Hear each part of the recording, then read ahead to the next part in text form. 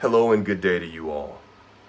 I'm back again with another video. For those of you who don't know, my name is Omar Ford and I'm the managing editor of MDDI, an online publication that covers the medical device and diagnostics industry.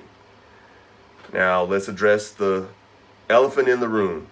I know I look a little hirsute. We're still in the pandemic. The economy is reopening, so I haven't quite gotten back to the barbershop yet, much to the chagrin of my wife. And so I'm wearing this hat to kind of cover up my Brillo pad looking hair that is a mixture of black and gray now. And I haven't quite taken care of this, but I hope that you'll indulge me just for a few minutes as I talk a little bit about some things that I'm seeing in some trends, some potential trends that could come up in the medtech industry as a result of COVID-19 and the coronavirus. So without further ado, I'll just start and just say this. One of the things that we're seeing, we being MDDI are seeing, is the next chapter in COVID-19 emerging pretty quickly for medtech. So in the past, the saga has changed. We've had a few different chapters. First chapter being the influx of diagnostic tests that have received emergency use authorization, with some, very few, receiving approval. Again, most being emergency use authorizations. Don't want to get in trouble with FDA. I think there may be one or two that have received approval. If you can check me on the comments below if I'm mistaken about this. So my apologies if I'm wrong. So that was kind of the first chapter. Second chapter was the shortage in ventilators. And we saw companies like Medtronic share their ventilator designs amid shortage concerns.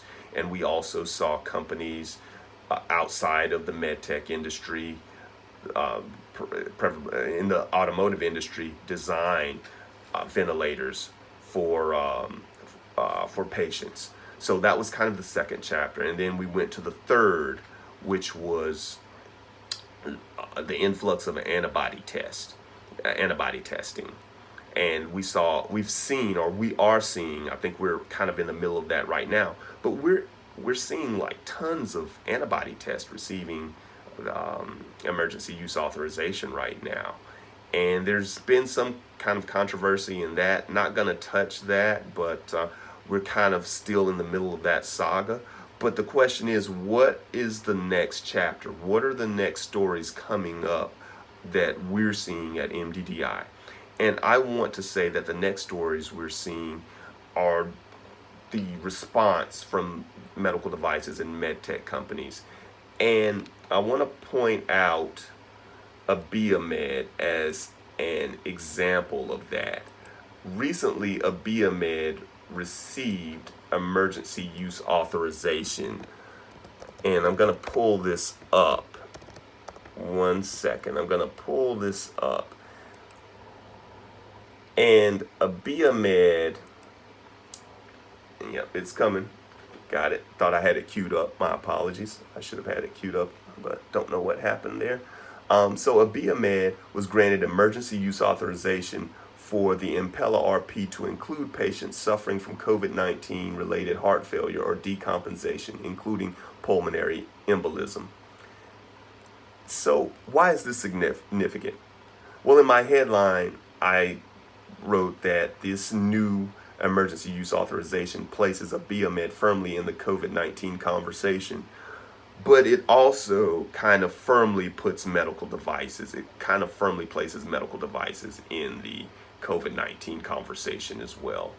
And it's important that we take a minute to reflect on what that means. So up until now, we've only really heard about the talk of potential vaccines or perhaps diagnostic tests to kind of combat or deal with COVID-19 in a sense. We've heard that testing is needed, and we need more tests. And then we've heard, okay, we need a vaccine. Let's get this vaccine by the end of the year, by this timetable, what have you. We got human trials, everything. But we haven't really heard too much about the device side. So from the device side, what I'm seeing and what we're seeing at MDDI is that, for example, Abiomed, this emergency use authorization is perhaps, I'm gonna jump and say this, is perhaps going to open the door, or going to perhaps be the part of a larger story. And that story is more device companies are going to look at symptoms associated with COVID-19 that are probably similar to symptoms from other viruses or other diseases or other illnesses, and say, hey, FDA, we have a device that can treat this. Could we use this for COVID-19 patients? Could we do this? I have to be very careful now. FDA, I totally understand, trying to be very careful on this and not make any false claims or anything. Don't want to do that. Bad thing. Should never do that. But what I'm saying is, I think we're going to see more companies step up and just say, listen, we know COVID-19 has an adverse effect on the lungs, on the heart. We have a technology that can deal with those symptoms that COVID-19 can cause. Why don't we go for an emergency use authorization, or perhaps an indication, so we can treat those symptoms specifically arising from COVID-19? Now, I don't want to get it misconstrued. I don't want you all to think I'm saying that we're going to see devices that will treat COVID-19. No, I'm saying there's the potential for devices to treat symptoms associated with COVID-19 that could be seen in other illnesses or disease states, kind of like Abiomed did. Abiomed being the template and my basis for this. So with that being said, I think that this is going to become a new normal, so to speak. I think we're going to see more participation. We're going to see an uptick in this. And, that would be one of my predictions going forward. So MedTech is going to have a more substantial hand to play in the future. But anyhow, let me know what you think. Drop some comments below. And hopefully by the time I do another video, all this will be taken care of. The hair will be cut. This will be taken care of. So, I don't look like, I don't look as rough as I do now, much, again, to my wife's chagrin. But anyway, thank you, and thanks for spending this time with me. And I'll see you next time. Thanks. Bye.